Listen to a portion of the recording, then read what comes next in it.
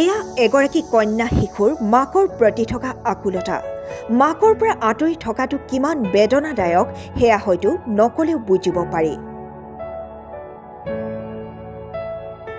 কৰোনাই সমগ্ৰ বিশ্বত যি ত্ৰাসৰ সৃষ্টি কৰিলে তাৰ পৰা সমগ্ৰ মানৱ জাতিৰ এক অপূৰণীয় ক্ষতি হোৱাৰ লগতে মানৱ জাতিক কোঙা কৰি গ'ল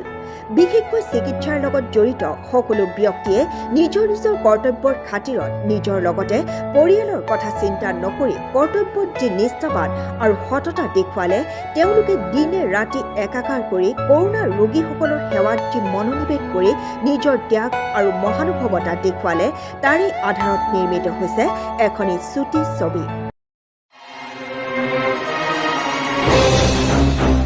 তেওঁলোকৰ এই মহান অৱদানক সন্মান জনাই কিয়ক চেলেংহাটৰ নিবাসী তথা ৰাষ্ট্ৰীয় শৰীৰ চৰ্চাবিদ তুষাৰ পালে চেলেংহাট হেল্থ ক্লাবৰ বেনাৰত যোদ্ধা নামেৰে এই চুটি ছবিখন নিৰ্মাণ কৰি কৰোনা যোদ্ধাসকলৰ ত্যাগক সন্মান জনাইছে